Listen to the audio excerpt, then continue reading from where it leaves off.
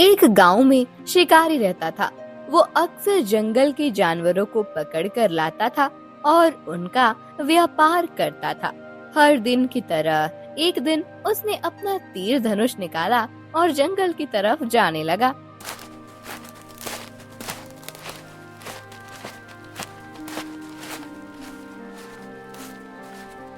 अब जंगल में छोटे मोटे जानवरों से मेरा काम नहीं बनता।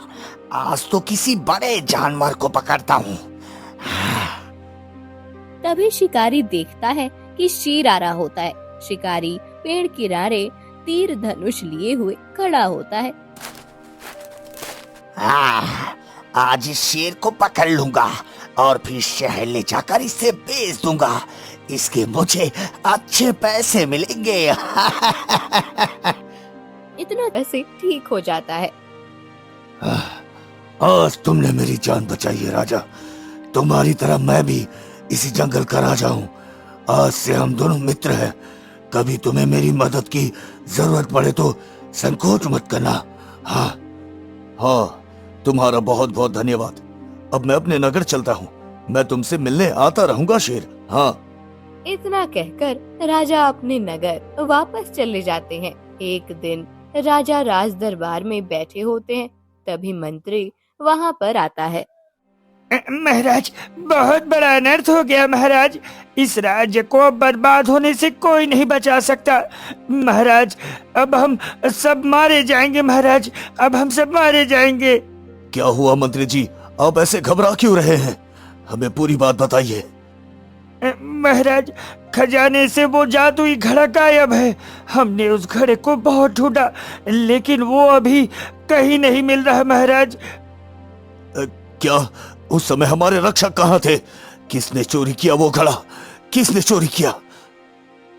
महाराज, घटना कल रात को हुई है। कोई आया था जिसने पहले सैनिकों की हत्या की और फिर खजाने से घड़ा लेकर चला गया महाराज। तभी महारानी वहाँ पर आती है। महाराज, मैंने सुना कि घड़ा चोरी हो गया।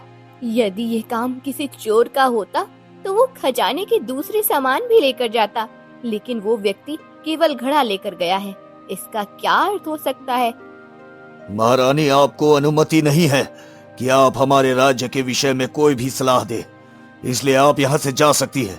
हमें आपकी आवश्यकता नहीं है। रानी दुखी होकर वहाँ से चली जाती है। मंत्री जी, सभी सैनिकों को घड़ा ढूंढने के काम पर लगा दीजिए। जंगल से लेकर गांव तक कोई भी जगह नहीं छूटनी चाहिए। हाँ। राजा की बात मानते हुए मंत्री सैनिकों को घड़ा ढूंढने के लिए भेज देता है, लेकिन घड़े का कुछ भी पता नहीं चलता है।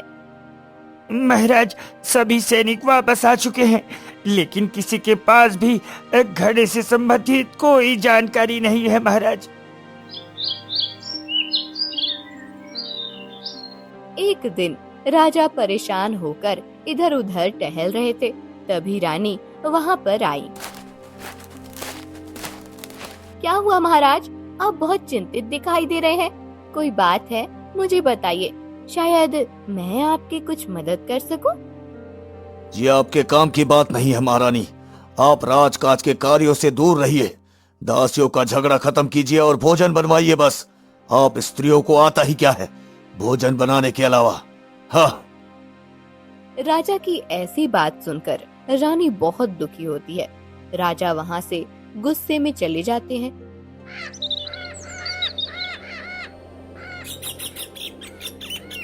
एक दिन राज दरबार में एक किसान आता है। महाराज, हमारी सारी फसलें सूख चुकी है। नगर में कुछ भी खाने को नहीं है। नदियाँ, तालाब सब सूख रहे हैं महाराज, सब सूख रहे हैं। अरे तुम लोग चिंता मत करो, मैं तुम लोगों के लिए भोजन और पानी की व्यवस्था करता हूँ। जाओ अभी।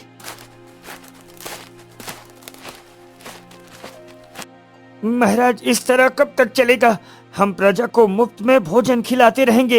राजकोष खाली हो चुका है। नगर में भीषण त्रासदी हो गई है। लोग भूख के कारण मर रहे हैं महाराज, मर रहे हैं। हाँ, मुझे इसका कोई उपाय अवश्य ढूंढना होगा, लेकिन उससे पहले मुझे उस खोए हुए घड़े की तलाश करनी होगी, क्योंकि उसके कारण ही सब कुछ हो रहा है मंत्री जी।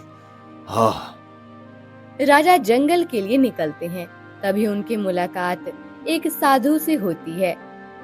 प्रणाम साधु महात्मा, मैं माधोपुर का राजा अशोक हूँ। मेरे राज्य पर भारी संकट आ गया है, भारी संकट आ गया है साधु महात्मा। मैं जानता हूँ राजन, आपके राज्य से एक जादुई घड़ा गायब हो गया है और तब से ही आपके राज्य की सुख शांति खत्म हो गई है। हाँ साधु महात्मा, मुझे उस जादुई घड़े के विषय में कुछ नहीं पता। मेरे पिता महाराज ने कहा था कि इस घड़े को संभाल कर रखना, जब तक ये घड़ा तुम्हारे राज्य में है राज्य की सुख शांति बनी रहेगी। मैंने उस घड़े को बहुत संभाल कर रखा, लेकिन एक दिन अचानक वो चोरी हो गया और तब से ही मेरे राज्य का सुख चैन खत्म हो चुका है। हे राजन, मैं आपको उस जादुई घड़े की कहानी बताता हूँ। बहुत साल पहले इस जंगल में त्रिकाल नाम का एक तांत्रिक रहता था। उसका लक्ष्य था कि वो माधवपुर का राजा बनना चाहता था। मुझे माधवपुर जैसे विशाल राज्य का राजा बनने से कोई नहीं रोक सकता। मैं अब शक्तिशाली बन चुका हूँ। ऐसा कभी नहीं होगा मूर्ख तांत्रिक, मैं तुझे माधवपुर का राजा कभी नहीं बनने दूंगा। मेरे जीवित रहते तू अपनी इस योजना में कभी सफल नहीं हो सकता, कभी नहीं। अच्छा, तो फिर ठीक है, मैं एक काम करता हूँ, सबसे पहले तुम्हें ही खत्म कर देता हूँ। इतना कहकर तांत्रिक ने महाराज भद्रसेन पर हमला कर दिया। महाराज ने भी उसका मुकाबला किया। आपके पिता भद्रसेन बहुत ही बहादुर थे। तांत्रिक को रोकने के लिए वो मेरे पास आए।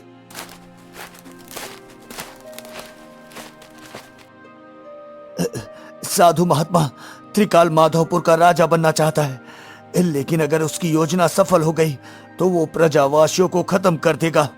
सब जगह पाप छा जाएगा महाराज, सब जगह पाप छा जाएगा। उसको रोकने का एक ही उपाय है राजा, आप उसकी शक्तियों को कैद कर लीजिए। जब त्रिकाल की शक्तियां उससे छीन ले जाएगी तब वो कभी माधवपुर का राजा नहीं बन पाएगा। हाँ, लेकिन साधु महात्मा, तांत्रिक की शक्तियों को कैद करने के लिए मुझे क्या करना होगा? राजन, आपको एक कठिन पूजा करनी होगी। इस कठिन पूजा के समाप्त होते ही आपको एक घड़ा प्राप्त होगा और इसी घड़े में आप तांत्रिक की शक्तियों को कैद कर सकते हैं। हाँ साधु महात्मा, अपने राज्य को बचाने के लिए मैं कुछ भी करने को तैयार हूँ, कुछ भी। और इस प्रकार महाराज भद्रसेन ने कठिन पूजा की। देवताओं ने खुश होकर भद्रसेन को एक जादुई घड़ा दिया। राजा ने तांत्रिक की शक्तियों को जादुई घड़े में कैद कर दिया। तब से तांत्रिक एक साधारण मनुष्य बन चुका है। मैंने राजा भद्रसेन से कहा था कि वो घड़े को अपने साथ लेकर जाए, क्योंकि अगर वो घड़ा तांत्रिक के हाथ लग गया तो वो फिर से माधवपुर को तबाह करने के लिए आ जाएगा। हाँ। क्या साधु महात्मा उस दिन जिस चोर ने खजाने में चोरी की थी वो केवल जादुई घड़ा लेकर गया है, उसने अन्य किसी चीज को हाथ तक नहीं लगाया? हाँ, इसका अर्थ हुआ राजा कि वो तांत्रिक घड़े को दोबारा पाने में सफल हो चुका है। चोरी उसने ही की है और अब वो इतना शक्तिशाली हो चुका है, अब उसे पकड़ा नहीं जा सकता राजन, नहीं जा सकता।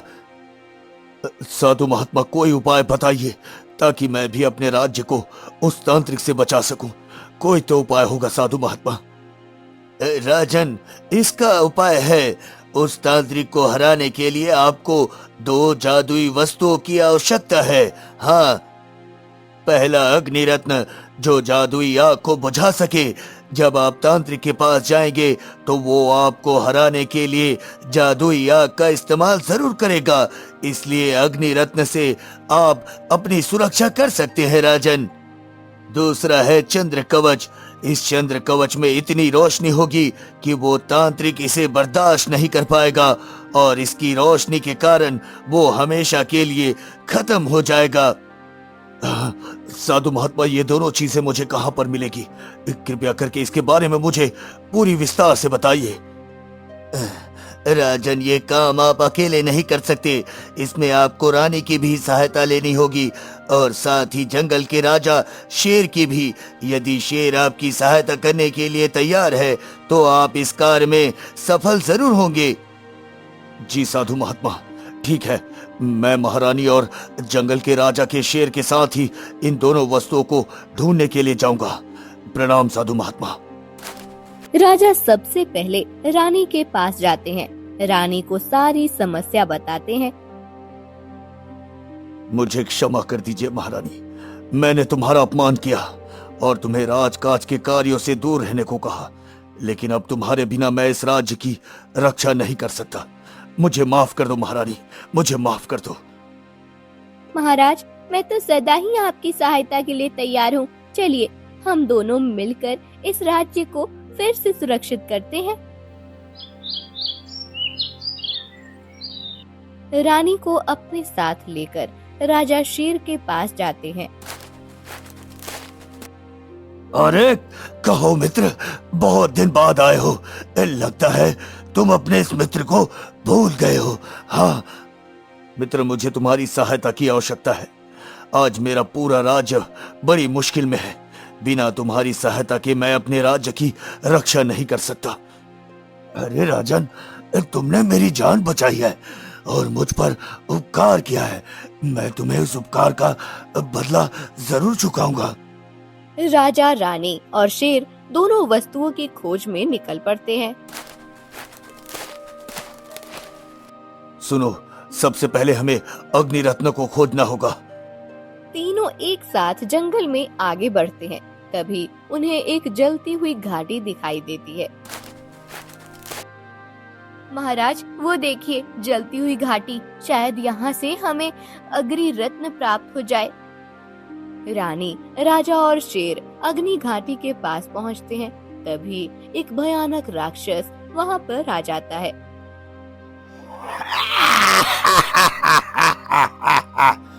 तुम सब कौन हो और यहाँ क्या करने आए हो? मैं तुम्हें आगे नहीं बढ़ने दूंगा। देखो राक्षस राज, हमें इस अग्नि रत्न की आवश्यकता है। इस जलती हुई घाटी से हम अग्नि रत्न लेकर चले जाएंगे। हम किसी को नुकसान नहीं पहुंचाएंगे। अच्छा, तो तुम चाहते हो तुम यहाँ से अग्नि रत्न लेकर जाओ और बदले में मैं तुम्हें कुछ भी ना करना पड़े। ऐसा नहीं होता। अग्नि रत्न पाने के लिए तुम्हें बदले में कुछ देना होगा। अच्छा बताओ, तुम्हें क्या चाहिए? मुझे ये स्त्री चाहिए जो तुम्हारे साथ है। इसे मुझे दे दो, मैं इसे अपनी महारानी बनाऊंगा। ये राक्षस रानी बनेगी। क्या ऐसा कभी नहीं होगा? तुम्हारी हिम्मत कैसे हुई महारानी के बारे में ऐसा बोलने की? महाराज, यदि ऐसा करने से हमारे राज्य की भलाई होती है तो फिर ठीक है। मैं इस राक्षस के पास जाने के लिए तैयार हूँ। नहीं महारानी, मैं आपको इस राक्षस के पास नहीं जाने दूंगा। तभी शेर अचानक राक्षस पर हमला कर देता है और वो थोड़ी ही देर में राक्षस को खत्म कर देता है। आगे बढ़िए महाराज, अब ये राक्षस खत्म हो चुका है। हमें अग्नि रत्न लेकर यहाँ से चलना चाहिए। राजा अग्नि रत्न लेते हैं और आगे बढ़ने लगते हैं। तभी वहाँ पर एक सुंदर झील दिखाई देती है। मुझे प्यास लगी है महाराज, क्यों ना हम इस झील से थोड़ा सा पानी पी लें? हाँ, आप यहीं बैठिए महारानी, मैं अभी पानी लेकर आता हूँ। राजा झील में पानी लेने जाते हैं, लेकिन वो डूब जाते हैं। क्या हुआ? इतना समय बीत गया, महाराज अभी तक नहीं आए। चिंता मत करो महारानी, मैं देख कर आता हूँ महाराज कहाँ रह गए। हाँ। शेर झील के पास जाता है और झील के पानी में मुंह डालने की कोशिश करता है। तब तक वो भी पानी के अंदर गिर जाता है। मुझे खुद ही झील के पास चलकर देखना चाहिए, आखिर क्या बात है। रानी झील के पास जाती है। मुझे इस झील के पानी से बचना चाहिए, क्योंकि महाराज और शेर दोनों ही यहाँ पर आए थे। उन दोनों का कुछ पता नहीं है। झील की देवी, मेरी सहायता करो। मुझे बताओ मेरे महाराज कहाँ हैं, और उनके मित्र शेर का भी कुछ पता नहीं है। तभी झील से गंगा माँ निकलती हैं। दोनों ने मेरी इच्छा के बिना झील के पानी को पीने की कोशिश की थी। इस कारण उन्हें दंड स्वरूप झील में डूबना पड़ा। क्या महाराज झील में डूब गए? ऐसा नहीं हो सकता। उधर महाराज और शेर देखते हैं कि वो एक सुंदर नगर में पहुंच गए हैं। अरे शेर, तुम यहाँ मेरे साथ आ गए। उधर महारानी परेशान हो रही होगी, जाओ उधर। चिंता मत करो महाराज, हम बिल्कुल सही जगह पर आए हैं। वो देखो, चमकता हुआ चंद्र कवच। हाँ, चंद्र के आकार का तो ये है। अवश्य यही चंद्र कवच होगा।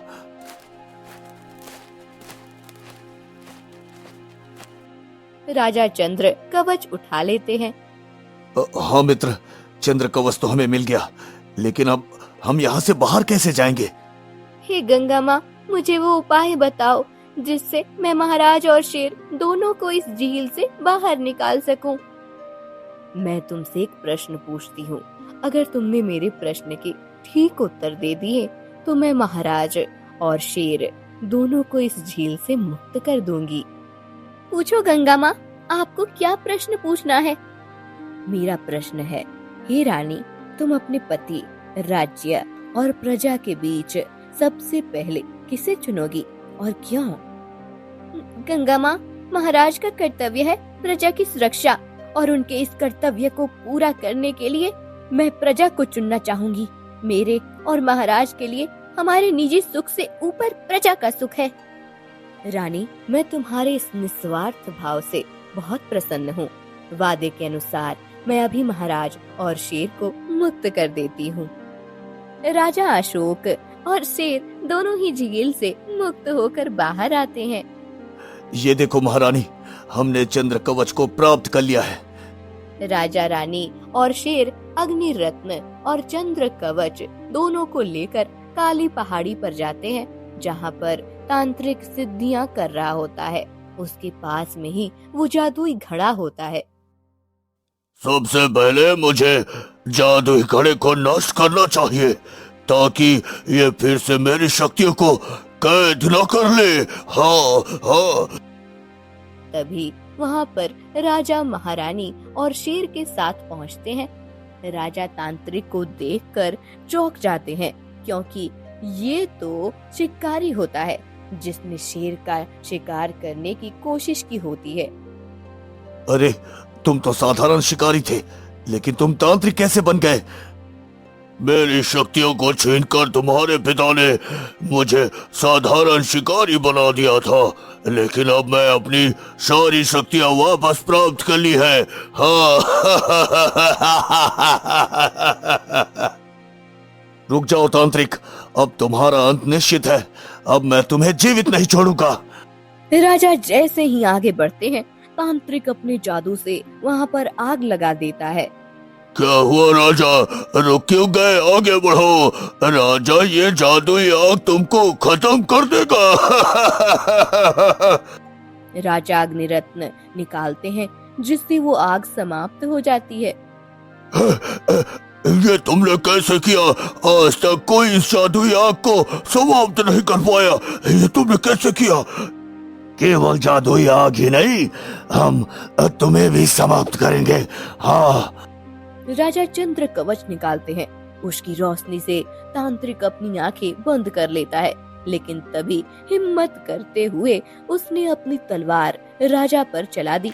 शेर बीच में आ जाता है और तलवार शेर को लग जाती है। ये तुमने क्या किया मित्र? मेरी जान बचाने के लिए तुमने अपने प्राण दे दिए मित्र। नहीं, मित्र इसे वफादारी कहते हैं, और मुझे खुशी है कि मैं अपने मित्र के काम आ सका। तुम इस तांत्रिक को मत छोड़ना। इतना कहकर शेर मर जाता है। शेर की मृत्यु से राजा बहुत दुखी हो जाता है। महाराज, तांत्रिक ने आपके मित्र को खत्म किया है। आप इसे तुरंत इस चंद्र कवच की सहायता से समाप्त कर दीजिए। राजा चंद्र कवच निकालते हैं और उसके प्रभाव से तांत्रिक वहीं पर खत्म हो जाता है। आखिरकार उस तांत्रिक से हमें मुक्ति मिल गई। अब मेरी प्रजा को किसी से डरने की जरूरत नहीं है। हाँ, अरे जिस राज्य में आप जैसा बहादुर राजा हो महाराज, उस राज्य का कोई कुछ बिगाड़ सकता है क्या? हाँ? नहीं मंत्री जी, इसका सारा श्रेय मेरे मित्र वफादार शेर को जाता है। मंत्री जी, अगर वो नहीं होता, उसने अपने प्राण मेरे लिए नहीं दिए होते, तो आज मैं जीवित नहीं होता।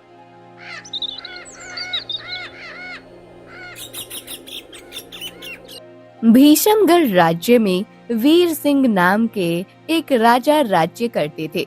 वह बहुत ही दयालु थे और हमेशा प्रजा की भलाई के लिए काम करते थे। एक बार भीषमगढ़ में एक ऐसी बीमारी आ गई कि जिसका कोई इलाज ही नहीं था। बीमारी के कारण वहाँ के लोगों की दिन पर दिन मृत्यु होती जा रही थी। इस कारण राजा बहुत चिंतित थे।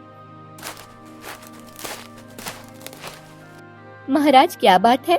आप इस तरह उदास क्यों बैठे हुए हैं?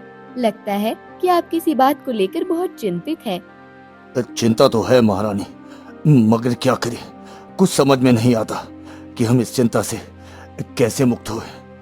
अपनी समस्या को मन में दबा कर रखने से वो और भी ज्यादा बढ़ जाती है। हम आपकी पत्नी हैं, तो आप हमें बेहिचक बता सकते हैं। राजा बताना नहीं चाहते थे, इसलिए कुछ नहीं बोले। क्या हुआ महाराज, आप कुछ तो बोलिए। क्या कहूँ महारानी, एक राजा होने के नाते मैंने अपनी प्रजा के हर सुख दुख पर ध्यान रखा। प्रजा को भी किसी बात की कभी तकलीफ होने नहीं दी। लेकिन इस बार कुछ ऐसी समस्या हमारे प्रजा पर आ गई है जो मैं दूर नहीं कर पा रहा हूँ। आखिर कैसा दुख है कि आप इसे दूर नहीं कर सकते? इस बार मुझे अपने राजा होने पर शर्मिंदगी हो रही है, क्योंकि मैं अपनी प्रजा के कष्ट को दूर नहीं कर पा रहा हूँ। मैं स्वयं को बहुत लाचार महसूस कर रहा हूँ। मुझे कोई रास्ता नजर नहीं आता। आप मुझे वो समस्या बताइए, शायद मैं कुछ उपाय निकाल सकूं। आप चुप मत रहिए, मुझे बताइए। महारानी, प्रजा में ऐसी विपत्ति आई है कि दिन ब दिन सारी प्रजा रोग से ग्रसित हो रही है। हमारे नगर में एक ऐसा रोग फैल गया है जिससे सब लोग मर रहे हैं। अब आप ही बताइए, एक राजा होने के नाते मैं इस प्रकार प्रजा को मरते हुए कैसे देख सकता हूँ? आपकी बात सही है कि आप अपनी प्रजा को मरता हुआ नहीं देख सकते, तो क्या आपने रोग का कारण जानने का प्रयास नहीं किया? महारानी, मेरे गुप्तचर काफी दिनों से प्रयास में लगे हुए हैं, लेकिन अभी तक इस समस्या के पीछे का रहस्य पता नहीं चल सका है। महाराज, अगर आप कहें तो क्या मैं आपको एक सलाह दूं? हाँ, अगर आपके मन में कोई विचार आ रहा है तो आप जरूर दीजिए, क्योंकि अगर हम प्रजा के लिए राजा हैं तो आप भी प्रजा की महारानी हैं। आपका भी प्रजा के प्रति कर्तव्य है।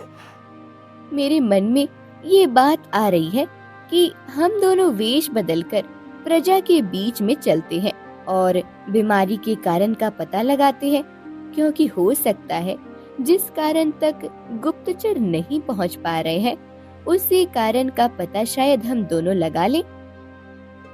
आपकी बात तो ठीक है, लेकिन राज दरबार का काम कौन संभालेगा? हमें अपने मंत्रियों को भी जवाब देना होगा कि आखिर हम कहाँ जा रहे हैं। बताइए मुझे। चिंता मत कीजिए महाराज, आप राज दरबार के काम को मंत्रियों को सौंप दीजिए।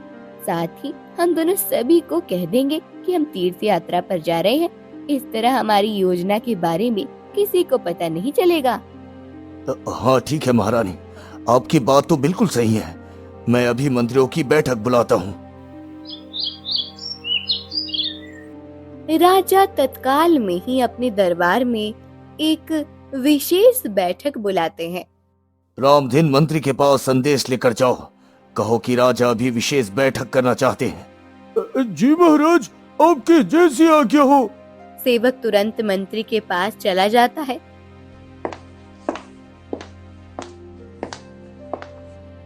मंत्री जी की जय हो, मंत्री जी की जय हो। क्या बात है रामाधीन, क्या महाराज ने कोई संदेश भेजा है? हाँ, जी मंत्री जी, महाराज विशेष चर्चा बैठक करना चाहते हैं, इसलिए उन्होंने सभी मंत्रियों और दरबारी को तुरंत राज दरबार में आने के लिए कहा है। हाँ, ऐसी क्या बात हो गई रामदीन जो महाराज इतनी जल्दी में सभी से मिलना चाहते हैं? इस बैठक के पीछे का क्या कारण हो सकता है? हाँ, बताओ मुझे। मंत्री जी, महाराज ने मुझे इस विषय में कुछ नहीं बताया है, मुझे कुछ नहीं पता, उन्होंने तो बस संदेश लेकर भेजा है। हाँ, अच्छा ठीक है रामदीन, तुम जाओ, मैं थोड़े समय बाद दरबार में आता हूँ। हाँ। सेवक वहाँ से वापस लौट जाता है। फिर कुछ देर बाद दरबार में सारे मंत्री और दरबारी इकट्ठा हो जाते हैं। राजा साहब की जय हो। महाराज, ऐसी क्या बात हो गई कि आपने सभी को इतनी जल्दी बुला लिया और आपको तत्काल बैठक करनी पड़ी? महाराज, मंत्री जी, दरअसल इस बैठक को करने के पीछे कुछ विशेष कारण है। क्या कारण है महाराज? क्या प्रजा पर फिर से कोई विपत्ति आ गई है अथवा दुश्मन देश का हमला होने वाला है? बताओ महाराज। नहीं नहीं मंत्री जी, ऐसी कोई बात नहीं है। वो तो दरअसल महारानी की इच्छा थी कि हम दोनों थोड़े समय के लिए तीर्थ यात्रा पर चले, और आप तो जानते ही हैं कि तीर्थ यात्रा के लिए मना नहीं करना चाहिए। इस कारण से मैंने बुलाया है। महाराज, मैं अभी सैनिकों की एक टुकड़ी तैयार कर देता हूँ और आपके तीर्थ यात्रा पर जाने का अच्छा से अच्छा प्रबंध कर देता हूँ महाराज। हाँ। अरे नहीं नहीं मंत्री जी, इसकी कोई आवश्यकता नहीं। ईश्वर के दरबार में सभी फकीर होते हैं, कोई राजा नहीं होता। इसलिए मैं और महारानी इस तीर्थ यात्रा को साधारण तरीके से संपन्न करना चाहते हैं। हम ईश्वर से प्रार्थना करेंगे कि वो हमारी प्रजा के दुखों को जल्दी से जल्द दूर करे। महाराज, आपका महारानी के साथ अकेले जाना ठीक नहीं है। आखिर आप इस नगर के राजा हैं। अगर आप पर कोई विपत्ति आ गई या मौका देखकर दुश्मन देश ने आप पर हमला कर दिया तो फिर क्या होगा महाराज? अपने राजा पर विश्वास रखिए मंत्री जी, मैं स्वयं भी बहुत सक्षम योद्धा हूँ, लेकिन मैं सचमुच तीर्थ यात्रा पर बहुत साधारण तरीके से जाना चाहता हूँ और ये मेरा अंतिम निर्णय है। ये देखकर सभी लोग चकित हो जाते हैं। इस विशेष बैठक को करने के पीछे का सबसे बड़ा कारण मेरा और महारानी का तीर्थ यात्रा पर जाना था। इसके अलावा मैं राज्य का सारा कार्यभार मंत्री जी को सौंपता हूँ। हमारी अनुपस्थिति में निर्णय लेने के सारे अधिकार इनके पास होंगे। राजा रानी के पास पहुंचते हैं, तब रानी पूछती है, क्या हुआ महाराज, क्या आपकी बैठक सफल हुई? आपने राज्य का कार्यभार मंत्री जी को सौंप दिया? हाँ महारानी, मैंने सारी जिम्मेदारी मंत्री जी को दे दी है। साथ ही साथ सभी को ये भी बता दिया है कि हम दोनों तीर्थ यात्रा पर जा रहे हैं। महारानी, हमें किसी को बिना बताए आज रात ही महल से निकलना होगा। ठीक है महाराज, जैसा आप कहें। इतना कहकर राजा वहाँ से चले जाते हैं। अंधेरी रात होती है और सभी सो जाते हैं। केवल पहरेदार की आवाज सुनाई देती है, जागते रहो, जागते रहो। तब राजा रानी के पास साधारण वेश में आता है। यही सही मौका है महाराज, हमें महल से निकल जाना चाहिए। हाँ चलिए महारानी, उम्मीद है कि हम सफल होकर लौटेंगे। राजा और रानी दोनों चुपके से महल से बाहर निकल जाते हैं। दोनों चलते चलते एक छोटी सी बस्ती में पहुंचते हैं और तब तक अंधेरा छट जाता है। वहां पर सुबह हो जाती है। राजा और रानी बस्ती के लोगों से बातचीत करने लगते हैं। अरे भाई, सुना है कि यहाँ पर सारे लोग अनजान रोग से परेशान हैं। हाँ? भैया, इस बीमारी के पीछे का कारण क्या है?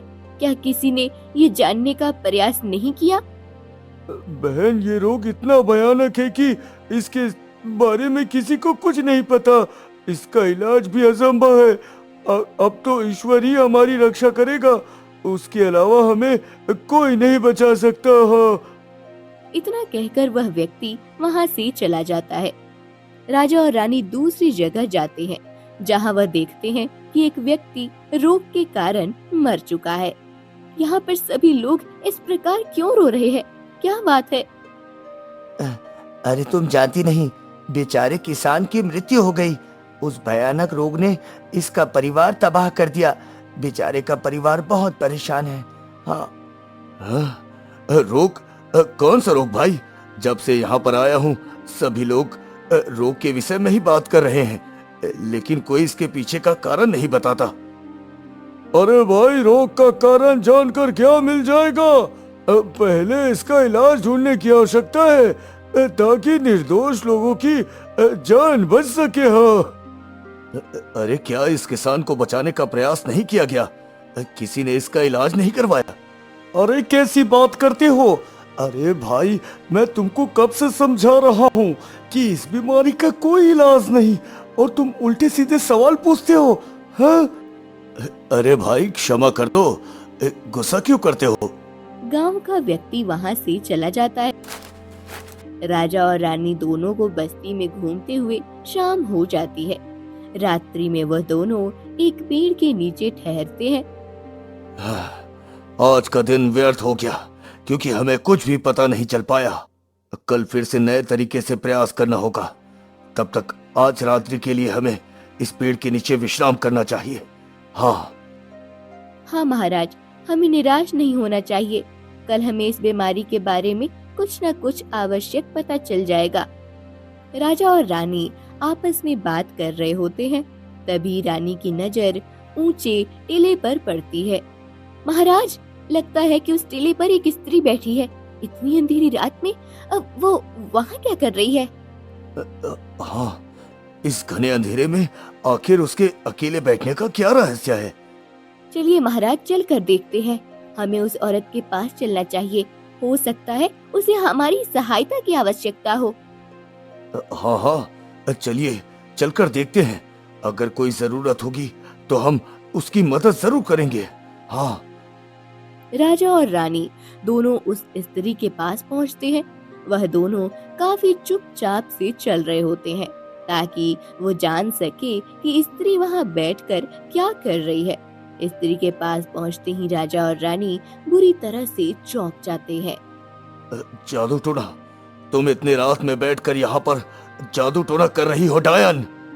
दरअसल वहाँ बैठी स्त्री साधारण नहीं होती है, बल्कि डायन होती है, और वहाँ बैठकर वो जादू टोना कर रही होती है। ये मुझसे पूछने वाले तुम कौन हो? आज तक किसी ने नहीं हिम्मत की कि जो मुझे प्रश्न पूछे। भाग जाओ यहाँ से। रे मूर्ख डायन, ये इस राज्य के महाराज वीर सिंह हैं। ये तुम्हें बहुत भारी दंड दे सकते हैं। महाराज, मगर इस भेष में आप तो कोई साधारण व्यक्ति लगते हैं। इस प्रकार वेश बदलकर क्यों घूम रहे हैं?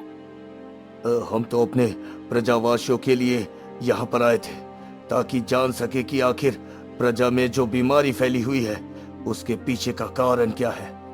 मगर तुम यहाँ पर क्या कर रही हो? हमें सच बताओ, नहीं तो तुम्हारा अंजाम बहुत बुरा होगा। महाराज, मैं जानती हूँ आप बहुत शक्तिशाली हैं, लेकिन मुझे क्षमा कर दीजिए। मैं आपको सब कुछ सच सच बताती हूँ। देखो, तुम हमें सच सच बताओ कि आखिर तुम यहाँ पर क्या कर रही थी? महाराज, मेरा एक ही बेटा था। एक दिन अचानक वो बहुत ज्यादा बीमार हो गया। मैं बस्ती वालों से घूम घूम कर उसके लिए सहायता मांगी, लेकिन कोई मेरी मदद के लिए नहीं आया, और इस वजह से आखिरकार बीमारी के कारण मेरा बेटा मर गया। मेरा इकलौता बेटा महाराज। देखो, तुम रो मत। तुम्हारे अंदर एक माँ का दिल है, मैं समझ सकती हूँ। अब हम तुम्हारे बेटे को वापस तो नहीं ला सकते, लेकिन तुम यहाँ पर क्यों बैठी हो ये बताओ। महारानी, तब से मैंने ठान लिया कि इस बस्ती वालों को चैन से रहने नहीं दूंगी। इसलिए मैंने जादू टोना और तंत्र विद्या सीखी, ताकि मैं इस राज्य के लोगों से इनकी खुशियाँ छीन सकूं। अरे बेटे के मुंह में इतनी आंधी हो गई हो कि उसके मरने के बाद न जाने कितनी माओ से उसका बेटा छीन लिया तुमने। अरे अगर बेटी को ठीक करने के लिए सहायता प्राप्त करनी थी तो राज दरबार में आ जाती। महाराज और महारानी तो सदैव वही प्रजा के लिए होते हैं।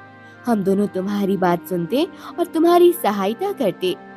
क्षमा महारानी क्षमा, मुझे अपनी गलतियों का एहसास हो गया है। मैं अब प्रायश्चित करना चाहती हूँ। मैं वादा करती हूँ मैं आज के बाद किसी को कष्ट नहीं पहुँचाऊंगी। यदि प्रायश्चित करना ही है तो तुम्हारे जादू टोने के कारण प्रजा में जो बीमारी फैली है उसे खत्म कर दो और सभी को चैन से सुकून से जीने दो। यही तुम्हारे पापों का सबसे बड़ा प्रायश्चित है। हाँ महाराज, आपसे एक विनती करना चाहती हूँ। आप ये बात किसी को मत बताइएगा कि मेरे जादू टोने के कारण प्रजा में बीमारी फैली थी, नहीं तो सभी मुझसे नफरत करने लगेंगे। दंड तो हम तुम्हें अवश्य देंगे, लेकिन तुम चिंता मत करो। इस बात का पता किसी को नहीं चलेगा कि इस बीमारी के पीछे का कारण तुम थी। डायन यज्ञ करती है जिससे प्रजा में फैली हुई बीमारी पूरी तरह से ठीक हो जाती है तथा सभी लोग बहुत ज्यादा खुश होते हैं। राजा और रानी अपने महल वापस आ जाते हैं और सुख पूर्वक जीवन बिताने लगते हैं। दंड के रूप में डायन को महारानी 5 वर्ष का कारावास देती है।